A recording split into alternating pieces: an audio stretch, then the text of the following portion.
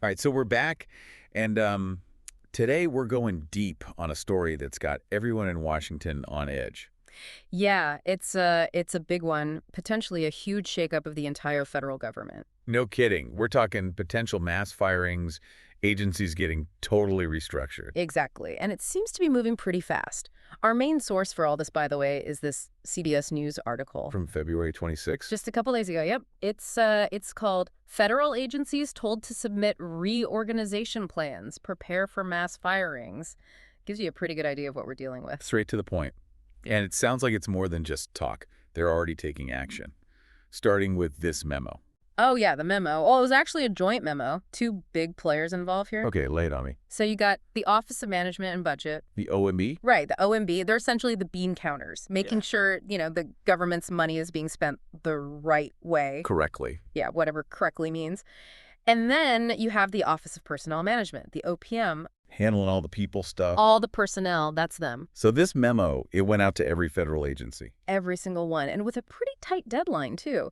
March 13th, they got to have these, get this, reorganization plans submitted. Reorganization plans. That sounds pretty vague. It does, doesn't it? And along with that, they're told to, quote, prepare for reductions in force. Reductions in force. Is that what they're calling it these days? That sounds awfully polite for what we're talking about. Well, it's the government, right? Always got to use nice language. Even when they're talking about firing a bunch of people. Yeah, essentially. Could be mass firings. People losing their jobs, their livelihoods. That's the fear. And the memo itself, it doesn't exactly beat around the bush. Agencies are being told to consolidate departments, cut out all those extra layers of management. Get rid of the middlemen. Exactly. Oh, and they got to eliminate what they're calling, quote, non-critical positions, whatever those are. The article also mentioned things like bringing in more automation. So like replacing people with robots, essentially. Sounds about right. And then there's the whole closing or consolidating field offices thing, plus scaling back on using outside contractors and consultants. So trying to do everything in-house. Looks like it. It's a pretty clear signal, if you ask me. The administration's aiming to slim down the government. Big time. Well, I mean, smaller government, less spending. Isn't that something a lot of people actually support? You're not wrong about that. And, the article does bring that up, this push for smaller government, the idea that it'll be more efficient, save taxpayers money, all that. Right. But I think the real question is, where is the line? Where do you go from responsible streamlining to actually hurting things? What about all those essential services, the people who've been doing these jobs for years? Makes you wonder what they're going to lose. A lot of experience walking out the door, potentially. Yeah, no kidding. Yeah. The article also pointed out that there are some exceptions to these reductions in force, right? Oh, yeah. It's not like everyone's at risk. Positions related to law enforcement, national security, immigration enforcement, keeping everyone safe, those are safe. For now, at least. Same goes for military personnel. Okay, that makes sense. Yeah. Can't exactly have a country without those folks. Right. But there are a few other exceptions that, they kind of made me go, The Trump-appointed officials. Senate confirmed, folks. Everyone in the executive office of the president. Oh, and we can't forget the entire U.S. Postal Service. It's quite the list, all exempt from the reductions. Yep, all safe and sound. It almost feels, I don't know, targeted, doesn't it? Like they're going after certain types of federal employees specifically. Yeah, it does make you wonder about who they're really after and why. And then on top of all that, you got the Department of Government Efficiency, or as everyone calls them, DOGE. DOGE. That's where things get really interesting. I know, right? It's like we're in some political thriller or something. So remind me, how did DOGE even come about? Well, President Trump, he established it on his very first day in office. Like literally day one, executive order, boom, DOGE exists. Wow. The stated goal was to, you guessed it, eliminate government waste. Sounds reasonable enough, I guess, on the surface. Sure. But DOGE, they've been, well, let's just say they've caused a stir. In what way? The way they do things, their methods. They've been identifying and getting rid of jobs that they consider redundant. Okay. But then there's these accusations that they're not just targeting wasteful spending, they're going after people whose views, their ideas, don't align with the administration's. So not just cutting the fat, but getting rid of anyone who doesn't agree with them. Pretty much. And that's, it's a bit worrying. You think? I mean, it raises questions about, are they overstepping their bounds? Are they being politically motivated? Not exactly a good look. Not really. The CBS article even mentions that Their actions, DOGE's actions, and whether they're even constitutional, it's all been challenged in court. Wow. Okay, so you've got all that going on. And then, to make things even more interesting, you've got Elon Musk. Oh, yeah. Can't forget about Elon. His whole involvement with DOGE has been confusing from the start. Right. First, the Trump administration's like, nope, Elon's not officially the DOGE administrator, even though the executive order literally said that. Hold on, the order specifically named Elon Musk. That's what it said. But then later on, the White House is all, oh, actually, Amy Gleason's the administrator. So who's actually in charge over there? Nobody seems to know. It's been a head-scratcher for sure. And then, to top it all off, Musk throws this whole other wrench into the gears with that directive he put out on X. Oh, you mean his little late-night demand for all federal employees to send him a list of everything they accomplished last week? That's the one. With an insanely short deadline. Yeah. And the threat of getting fired if they didn't do it. Classic Elon. Gotta love the drama. I mean, seriously, what was he thinking? Your guess is as good as mine, but it definitely threw everyone for a loop. Can you imagine being a federal employee that weekend? Trying to decide, do I spend my Saturday night frantically writing up a list of achievements or risk my job? Talk about stress? No kidding. The article said some high-ranking officials went ahead and did it. Others just straight up told their staff to ignore it. Wow, so much for a unified government. I know, right? It's almost comical, like something out of a bad political satire. The whole thing just highlights how unpredictable things can get when you've got someone like Elon Musk with his unique leadership style interacting with the, let's be honest, kind of stuffy world of government. For sure. And then the big question is, how did the White House react to all of this? Well, that's a story for part 2. So Musk basically throws a grenade into an already tense situation, and the White House is just like, figure it out yourselves. Pretty much, initially anyway. They basically left it up to the individual agencies, said they could decide whether or not to enforce Musk's little directive. Talk about avoiding responsibility. So you've got agencies scrambling, employees panicking. Not exactly a picture of smooth government, is it? Yeah, not really the best look. Definitely added to the stress that I'm sure a lot of federal employees were already feeling with those reductions in force looming over their heads. Speaking of stress, the CBS News article actually talked about that. The human cost of these firings. Yeah, they did. They focused on Minnesota, and they had some really powerful stories from people who used to work for the federal government there. People whose lives are being turned upside down by all of this. Exactly. It's a good reminder that we're not just talking about numbers on a spreadsheet here, you know? Budgets and line items. These are real people. People with families, mortgages, hopes, dreams. And now they're facing this huge unknown. The article even quoted some folks talking about, like, how are they going to pay their bills? Put food on the table. It's tough, and it makes you realize these aren't just policy decisions being made in some far-off place. They have real-world consequences. No kidding.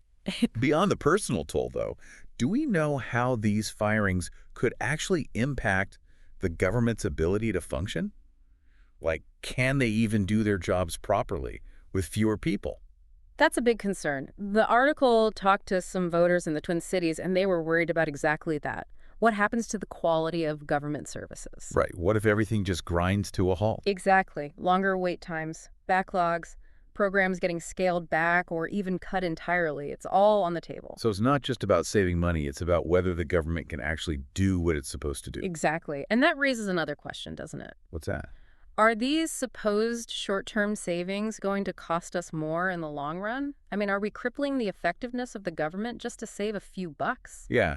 And what about all that experience they're losing? Exactly. That's not something you can just replace overnight. And it's not like the administration's handling all of this delicately either. I mean, the article mentioned something about the Trump administration calling out Minnesota politicians, right? Yeah, they did. It definitely adds this whole other political dimension to things. They were accusing Minnesota politicians of not doing enough to support the federal government's efforts to, streamline. They put it nicely. Yeah, basically downsize the government. So they're basically using these firings as a way to punish people who don't agree with them. It definitely seems that way. It's just another layer of complexity in this whole mess. Speaking of not handling things well, what about the president himself?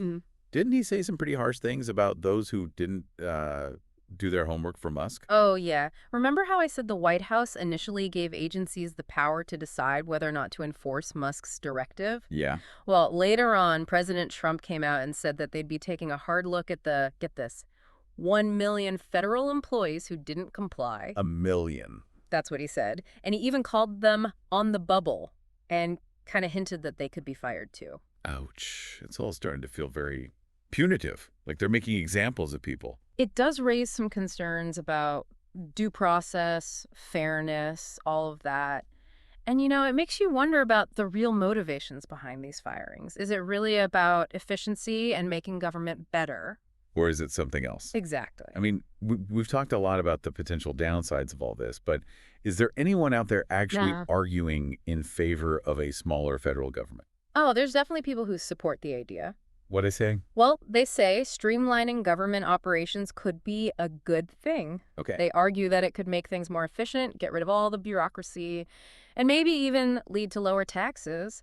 Plus, they say it could help keep the government from getting too powerful, interfering too much in people's lives and businesses. So less red tape, more freedom. Yeah, that's the argument. And I get why it appeals to some people. I could see that. But the real challenge, the thing we need to figure out, is how do you achieve those goals without sacrificing all the good things the government does? Yeah, you don't want to throw the baby out with the bathwater. Right.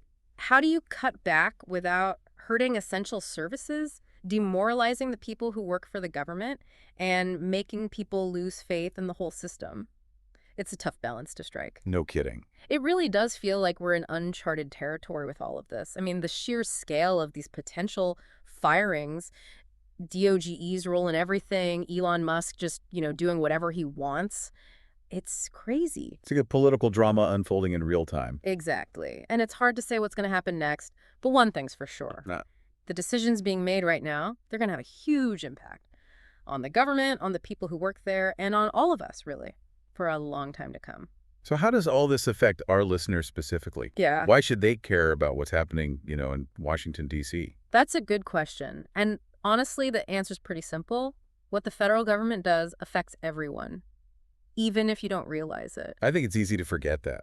It's like, oh, that's Washington. That's over there. Doesn't really have anything to do with me. Yeah. But the thing is, it does. I mean, the federal government, they have a hand in pretty much everything. In what way?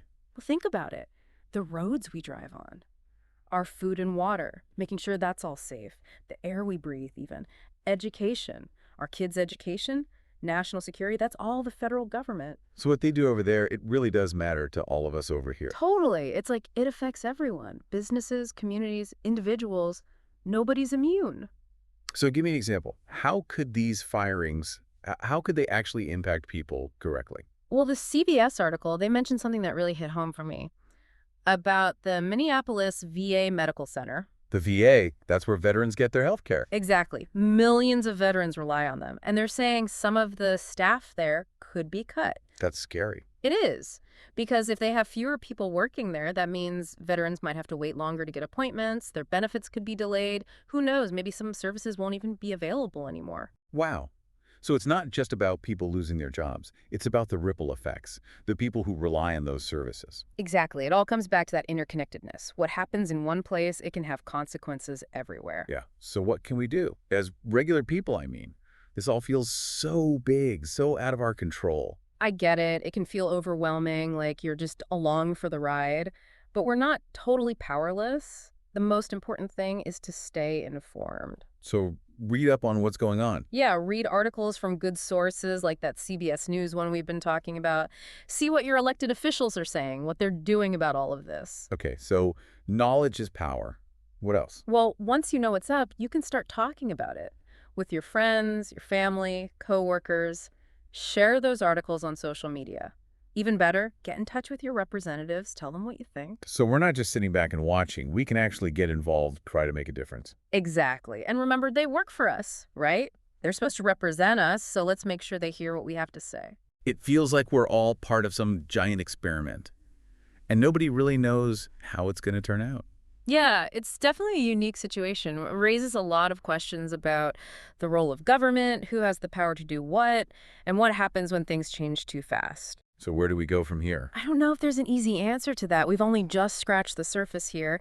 But hopefully what we've talked about today, it'll help you understand what's going on, start forming your own opinions, and get involved. We've talked about a lot today, these potential mass firings, DOGE, what they're doing, all the confusion about who's really in charge and what it all means for people who work for the government and everyone else, really. Absolutely. And look, this story's not over. It's just getting started. So keep your eyes peeled. We'll be back with more deep dives as things develop. For now, just keep asking questions, stay engaged, and make your voice heard. And we'll see you next time.